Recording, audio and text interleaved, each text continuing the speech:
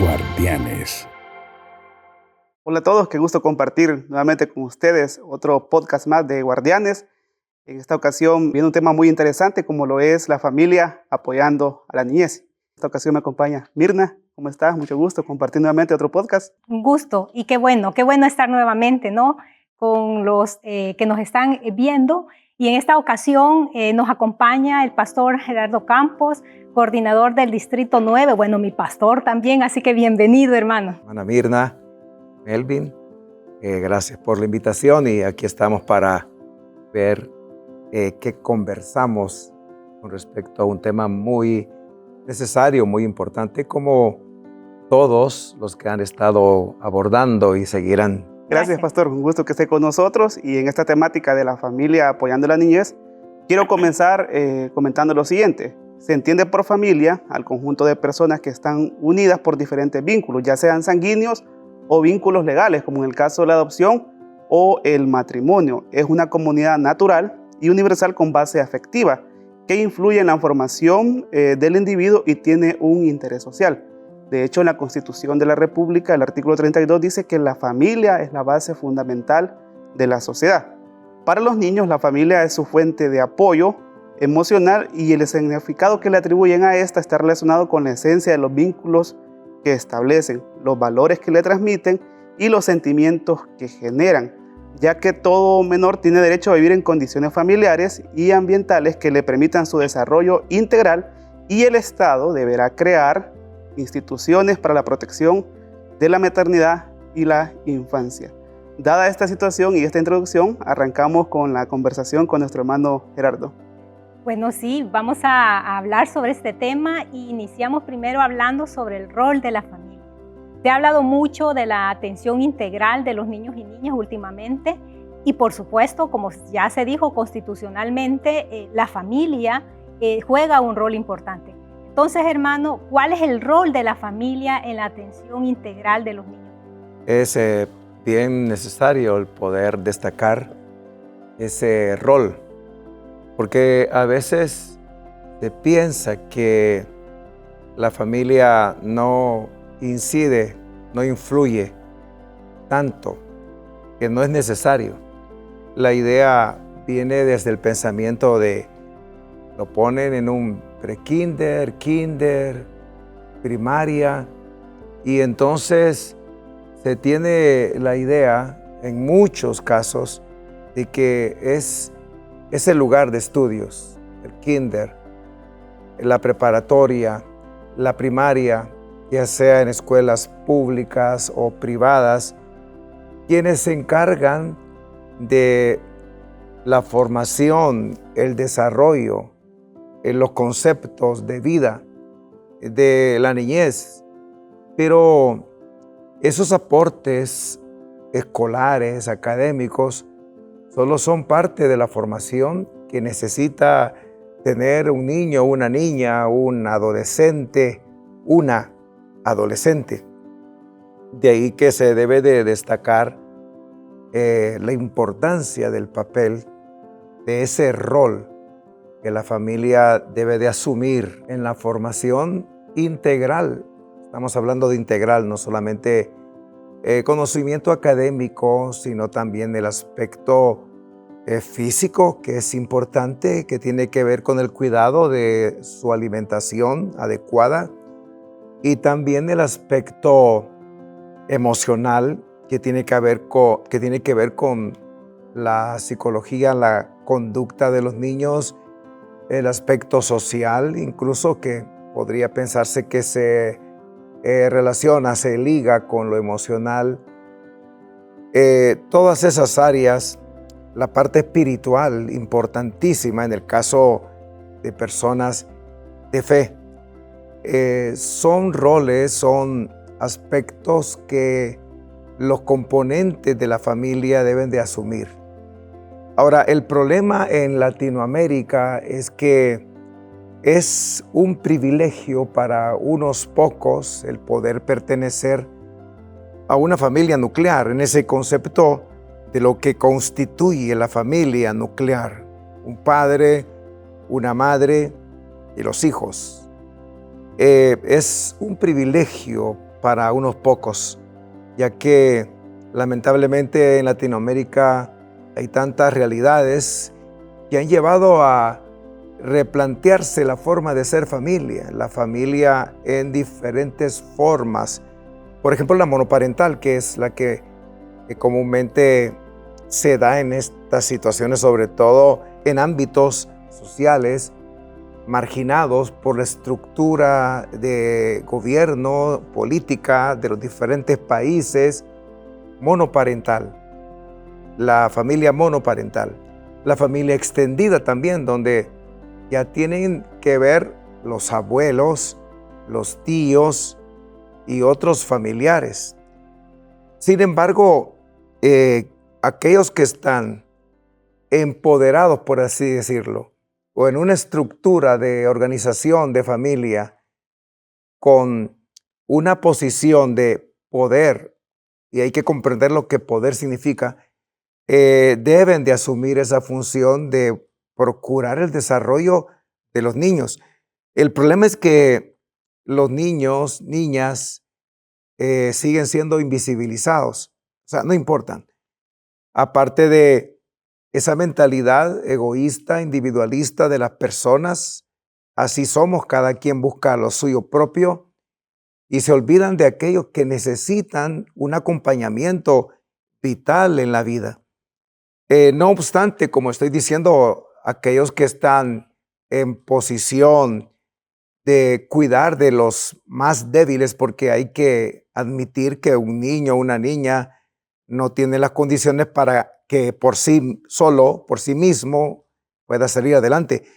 Los que están en esa posición de poder deben de comprender que hay una función importante que se debe de asumir para procurar el desarrollo de la niñez.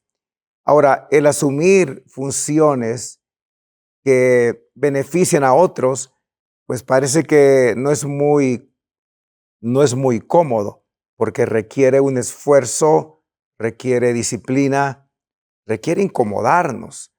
Lo más fácil es buscar, como ya lo dije, lo propio y que cada quien salga como pueda. Y lamentablemente hay niños en hogares o que pertenecen a familias que incluso dentro de ellas están siendo descuidados, como que si no tuviesen quién por ellos. Yo creo que predomina mucho, Melvin y Mirna, ese individualismo egoísta que nos desmarca de vivir la vida por partida doble, como se dice, y vivir la vida por partida doble no es solo salir adelante uno, sino tener que asumir responsabilidades para ayudar a otros. O sea, es una acción que se repite, no solo yo estoy procurando estar bien, sino que debo de procurar, sobre todo sería así, el bienestar de aquellos que están bajo mi responsabilidad. Asumir responsabilidades, entonces, es sumamente necesario. Y eso que usted menciona, pastor, de la responsabilidad, pues la verdad es de que los niños están bajo la responsabilidad de un adulto y es este adulto o varios adultos en la familia, dependiendo de ese tipo de familia, el que debe de asumir, ¿verdad? Y bueno, y no olvidar pues que en algún momento nosotros como adultos fuimos niños y niñas. Hubieron otros adultos que estuvieron a cargo de nosotros. Entonces, ¿cómo garantizar realmente que esta familia logre cumplir esa responsabilidad con los niños y niñas, ¿verdad? Y ya usted decía, hay familias que probablemente no están cumpliendo esa función. Entonces, ¿cómo realmente los niños están siendo a lo mejor víctimas de violencia? O sea, en vez de satisfacer las necesidades básicas y primordiales de la niñez, es todo lo contrario. Estamos también sumándole una violación hacia sus derechos, ¿no? Como usted bien lo dijo, Mirna, fuimos niños y venimos de un molde que a veces no fue el mejor. Y entonces, cuando llega el momento de asumir responsabilidades, pues no lo somos, porque estamos repitiendo un molde tal cual fue. A veces predomina la irresponsabilidad hacia el cuidado de la niñez, porque dominan otros intereses, como ya lo he estado diciendo. Se busca lo gratificante y pareciera que no es muy gratificante el decantar la vida, el invertirla en la niñez. Y lamentablemente se repiten esos moldes de la infancia. Ese es el gran problema.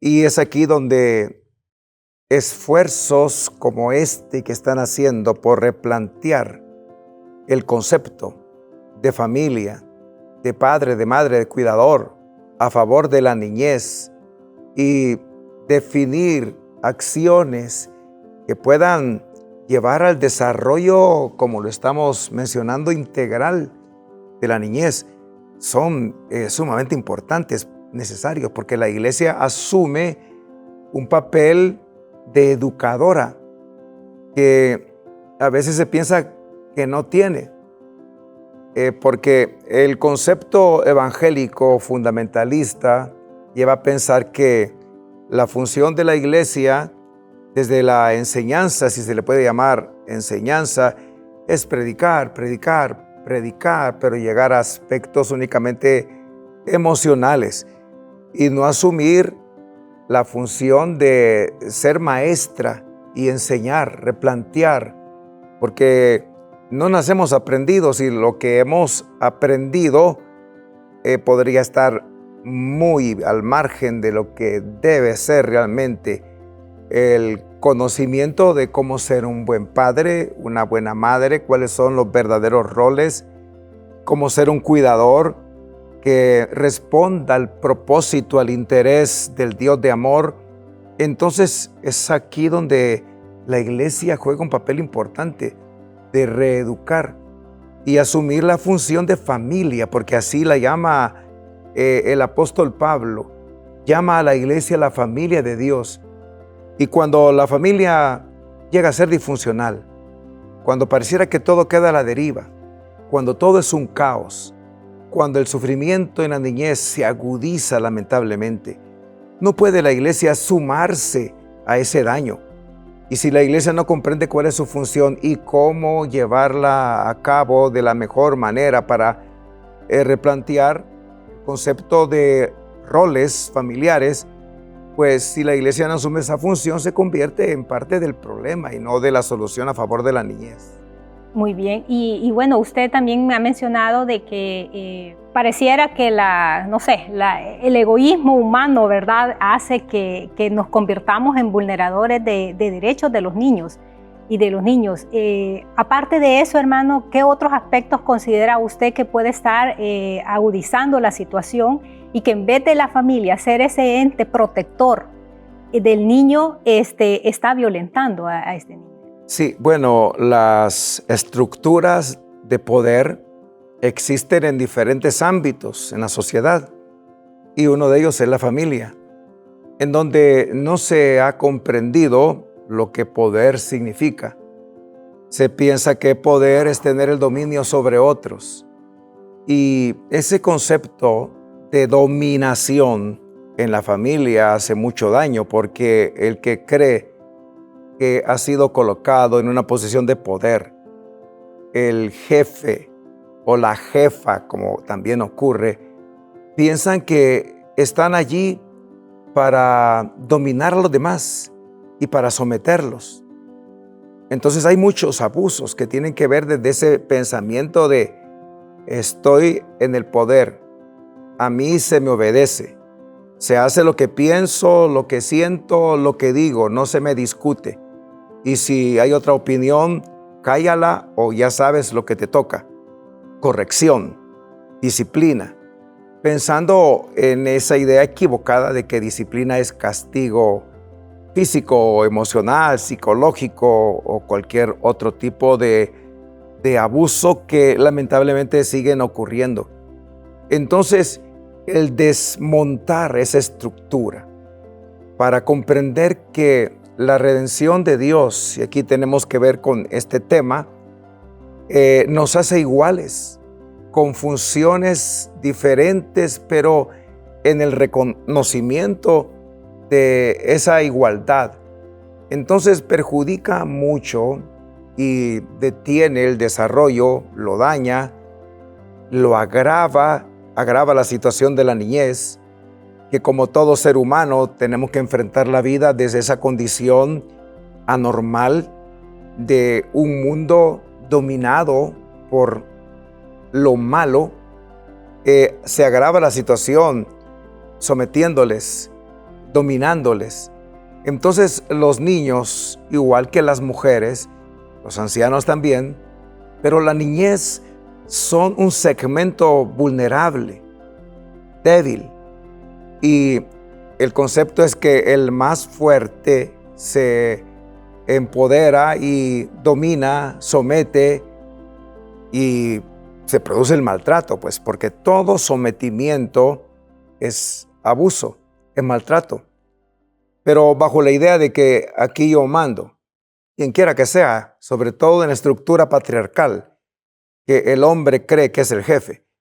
Pero en esas distintas formas de ser familia monoparental, entonces la madre piensa que es mujer, hombre, padre, madre, y su función es muy similar a la de un hombre, pensando que ser jefe es dominar, someter, castigar, o cualquiera que sea el responsable, puede ser una abuela, un abuelo, un tío, y es ahí en donde se hace tanto daño desde quienes deberíamos hacer el bien.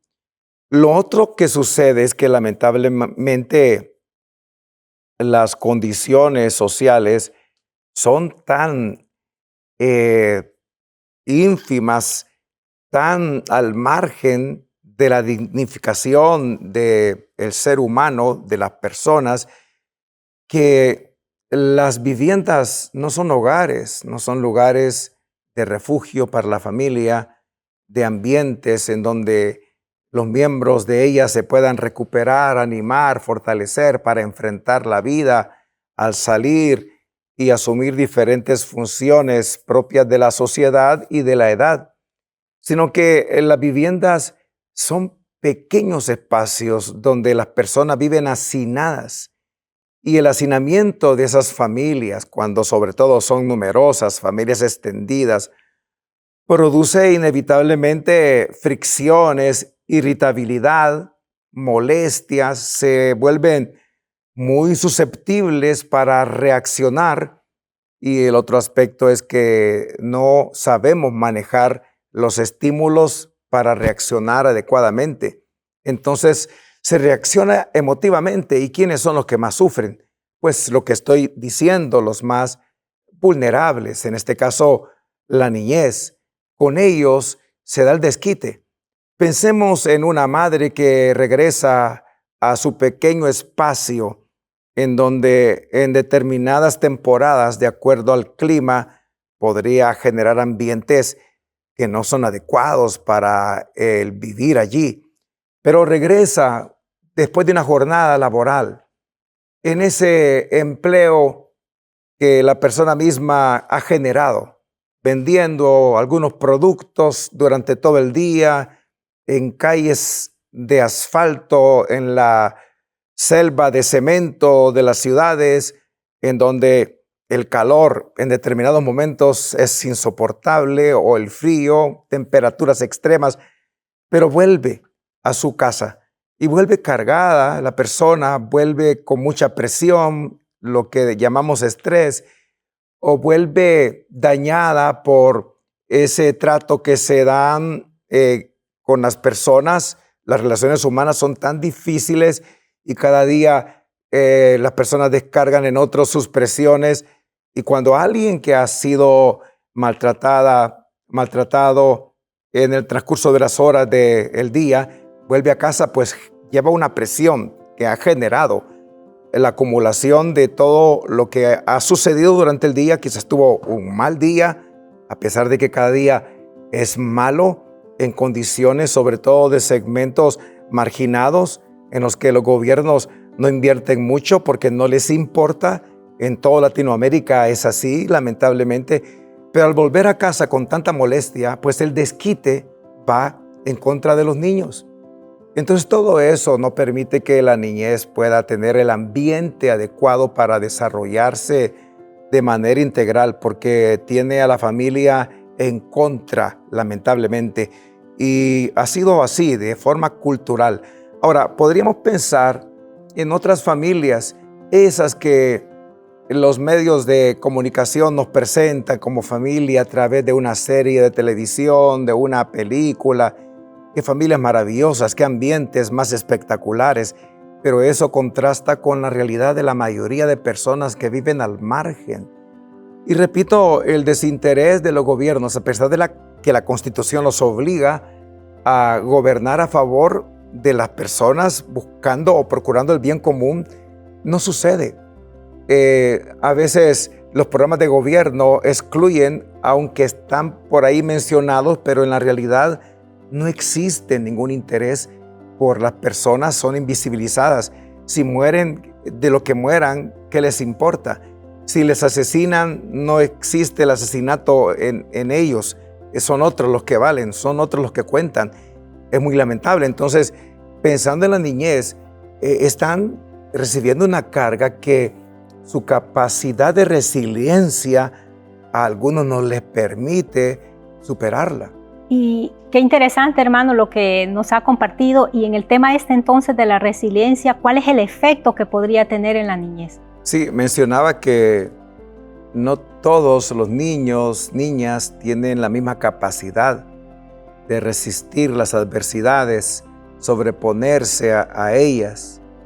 Pero solo el hecho de pensar en un niño, una niña enfrentando adversidades no tiene la condición para afrontarlas, porque es una persona en desarrollo que debería estar siendo apoyada, debería estar siendo acompañada, protegida, ayudada.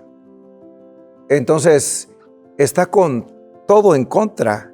Es muy triste, muy lamentable esa condición de la niñez. Entonces no todos tienen esa capacidad de resistir, y la falta de capacidad para resistir y sobreponerse pues genera hasta traumas, genera conceptos de conmovisión acerca de lo que significa la vida.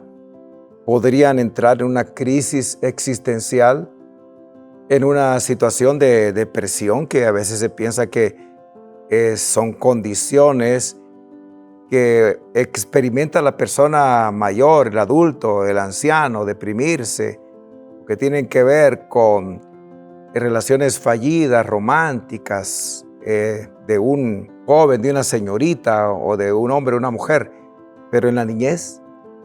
Pero esas crisis existenciales podrían llevar al niño, a la niña, a tal extremo de pensar en quitarse la vida. Los homicidios no ocurren únicamente en personas de más edad, más allá de la niñez. Hay niños y niñas que se han quitado la vida ante situaciones tan difíciles por las que han pasado, de diferentes tipos de abusos en los que no le hayan respuesta. Entonces, esa situación de sentirse frustrados, tristes, desanimados o daños, traumas, dependiendo del tipo de abuso al cual han sido sometidos. Los abusos sexuales en la niñez dejan una herida para toda la vida. En algunos casos no se logra superar. Se logra paliar, pero superarla en algunos niños, niñas, cuando llegan a la edad adulta, está allí bien abierta la herida de su daño, porque a veces no ha sido tratada, porque son secretos de familia, lamentablemente, porque los abusadores han sido los que están en casa. Entonces hay diferentes situaciones que genera la falta de resiliencia, mucho daño en la niñez. Entonces no todo lo que aparentemente está bien, lo está. Habría que realmente permitir a la niñez expresarse. Algo que se debe procurar es eso, que los niños y niñas puedan hablar sin temor.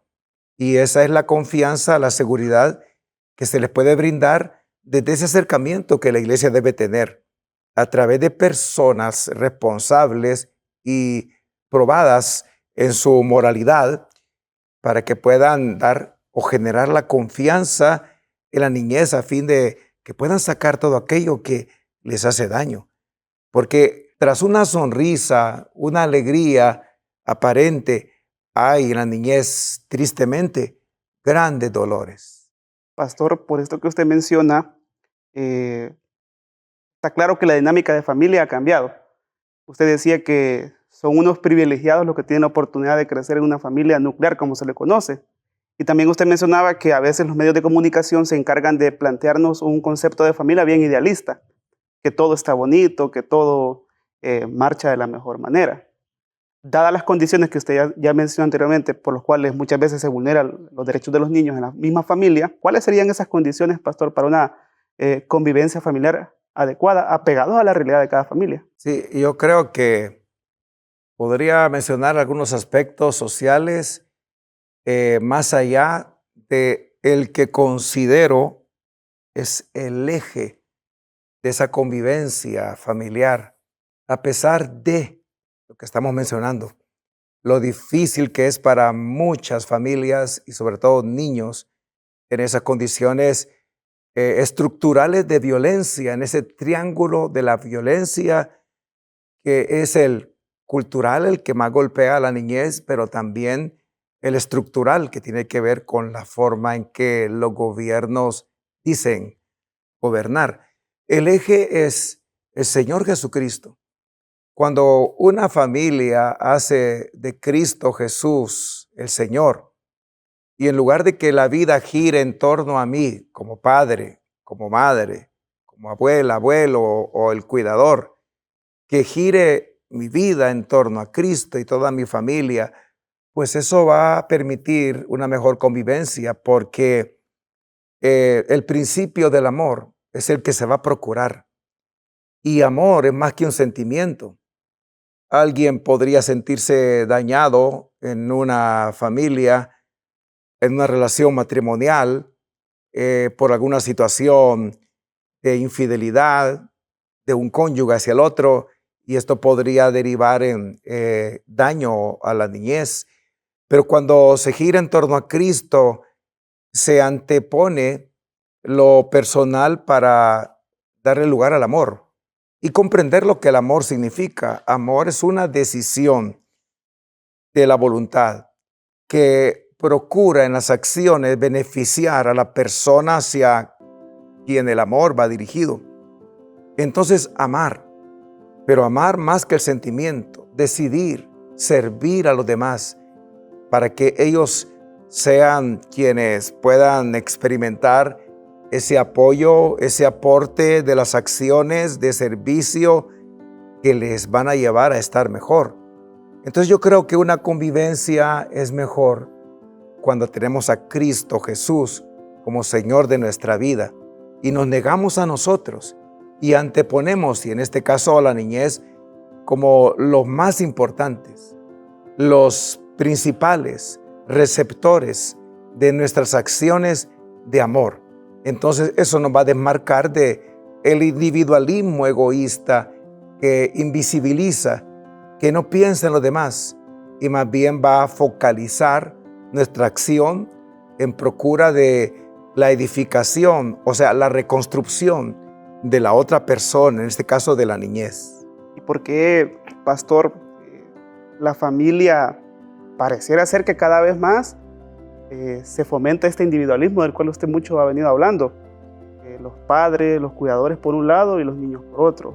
No hay un interés en la formación. Entonces, ¿cuáles serían algunas razones por las cuales se abandona esta convivencia que usted ya mencionó, que es importante retomarla?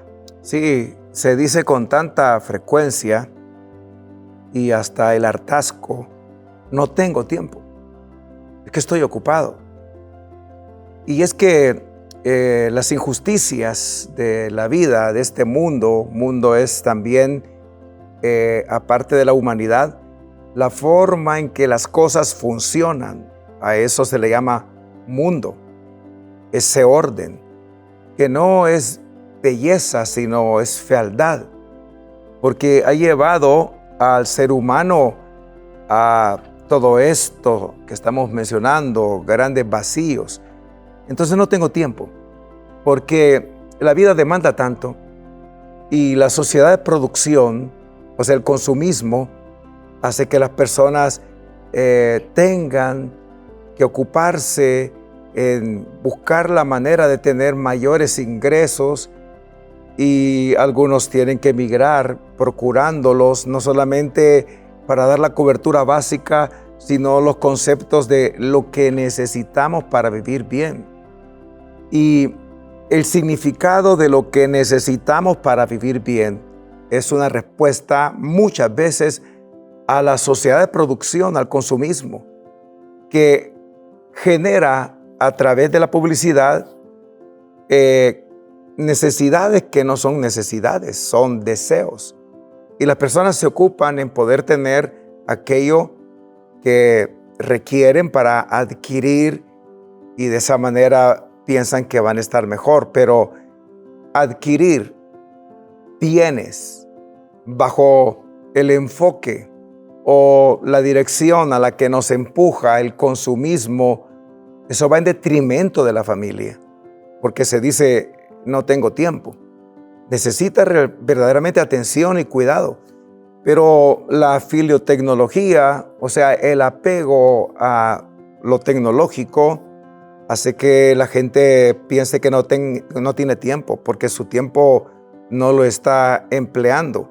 Ya tenemos suficiente con la inequidad y la iniquidad. Son dos palabras parecidas pero diferentes, que los gobiernos nos generan para agregarle el peso de buscar lo propio y caer en la trampa, como esto que menciono del avance tecnológico, en detrimento, en daño de la niñez, de su atención, de invertir en ellos, porque si hoy no los cuidamos, mañana lo lamentaremos.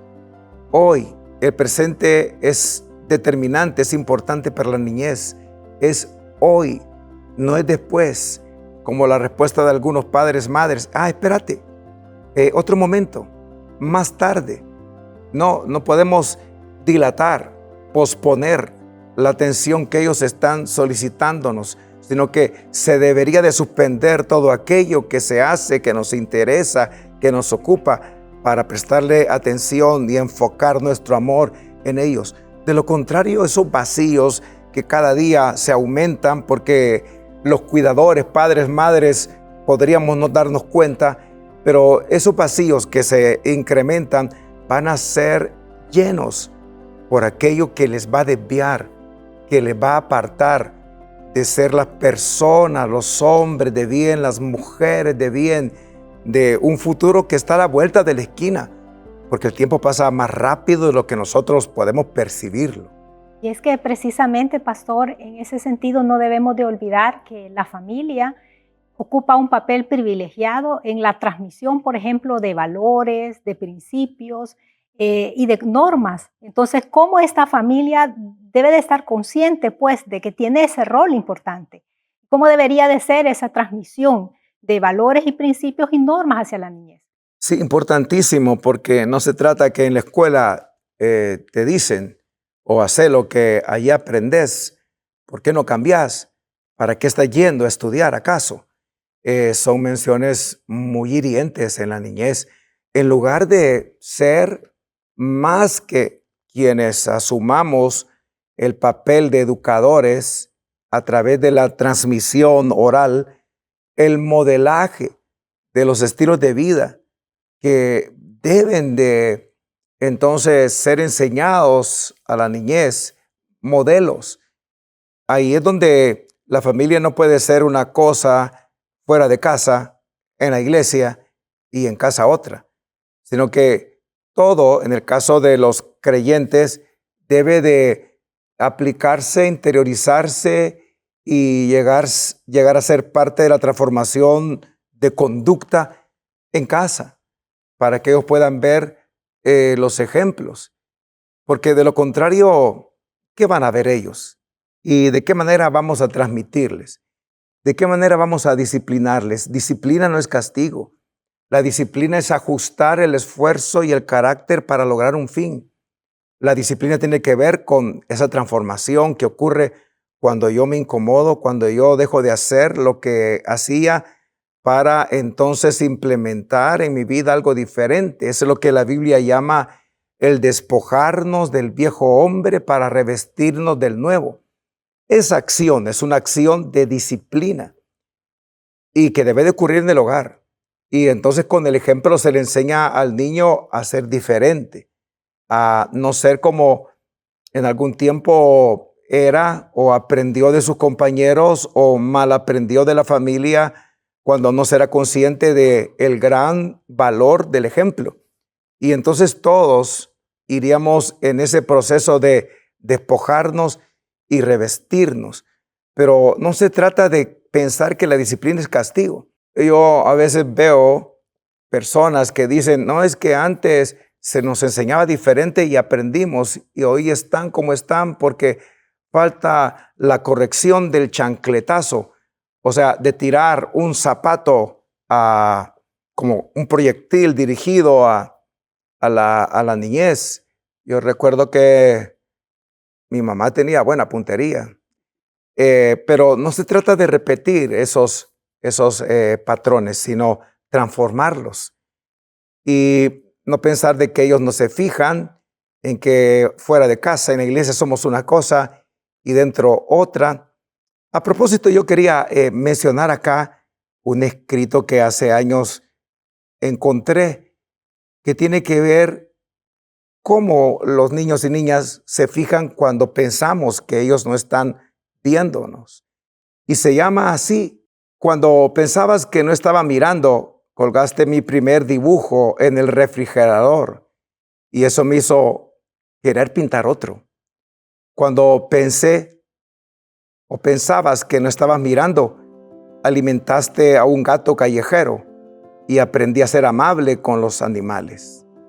Cuando pensabas que no estaba mirando, horneaste una torta de cumpleaños para mí y supe que las pequeñas cosas son las cosas importantes. Cuando pensabas que no estaba mirando, hiciste una oración y descubrí que siempre habrá un Dios con quien puedo conversar. Cuando esperabas que no estaba mirando, me diste un beso de noches buenas y me sentí amada. Cuando esperabas que no estaba mirando y vi algunas lágrimas salir de tus ojos y supe que algunas cosas son dolorosas, pero no hay nada malo en llorar. Cuando pensabas que no estaba mirando, me sonreíste y me sentí hermosa. Cuando esperabas que no estaba mirando, miré. Y te quiero dar las gracias por todo lo que has hecho cuando esperabas que no estaba mirando. Ellos se fijan en todo. ¿Pero qué ven? ¿Qué miran? Cuando nosotros los adultos, los padres, madres o cuidadores, pensamos que ellos no miran, no nos miran, no nos escuchan, el mayor aprendizaje ocurre ahí, cuando pensamos o esperamos que ellos no están mirando. Interesante, pastor, y realmente me hizo pensar, ¿verdad?, que cuando actúo, no solo debo de actuar pensando en que me conviene o que es lo mejor para mí y, por supuesto, para cumplir también establecido por Dios, sino también que hay alguien que me está mirando, que hay alguien a quien le estoy modelando mi forma de ser y que esa persona, ese hijo, esa hija, ese niño, esa niña que está a mi alrededor va a replicar eso que yo hice, porque para él y para ella yo soy un modelo a seguir. Y qué bien que nos imiten cosas positivas y no en esas partes negativas que todos seres humanos tenemos, pero que debemos de ir moldeando con la ayuda de Dios y de manera intencional también.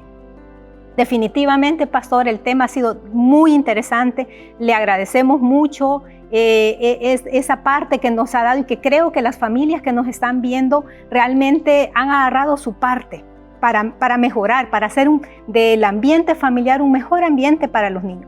Para ir cerrando, pastor, algunos puntos claves con los cuales usted quisiera cerrar. Yo creo que tenemos que caer en cuenta de lo que la palabra de Dios nos dice. El apóstol Pablo a los romanos, en su epístola a la comunidad de discípulos en esa región de Roma, les dice: si alguno cree saber algo, aún no lo conoce como debiera. Entonces, el rol de ser un padre, una madre, un cuidador, no se activa automáticamente en nosotros. No podemos pretender ser buenos cuidadores o padres, madres, por intuición, automáticamente, como dije, de manera espontánea, o replicar los modelos de las familias de las que procedemos, porque podrían estar muy equivocados. Debemos de seguir aprendiendo, interesándonos en cómo yo puedo ser un mejor padre, una mejor madre, un mejor cuidador. Y no decir, bueno, ya el tiempo pasó, ya los hijos necesitaban que yo conociera todo esto hace muchos años. No importa, no se deja de ser padre, madre, no se deja de tener un lazo familiar a través del tiempo. Lo cronológico no nos exime de esas, no rompe esas relaciones. Sobre todo cuando los pequeños están en esas etapas de niñez, de adolescencia, ese interés debe de ser muy fuerte por buscar conocer la voluntad de Dios. Creo que nuestra oración debe de ser como la del salmista: enséñame a hacer tu voluntad. ¿Y dónde conocemos cuál es la voluntad de Dios? Conociendo lo que la Biblia dice, para no solamente acumular conocimiento, sino llevarlo a la práctica, retenerlo es interiorizarlo y que moldee nuestra conducta. Entonces, adelante en este aprendizaje, y a través de este programa ustedes van a, y nosotros todos, a seguir aprendiendo a ser mejores. Pastor, queremos agradecerle mucho por haber compartido con nosotros este espacio. Sin duda alguna, los conceptos y la temática ha sido de mucha bendición. Mirna, otro podcast más, qué bueno que hemos tenido la oportunidad de compartir. Y a ustedes que nos han brindado la atención, les esperamos en la próxima, en este su podcast, Guardianes.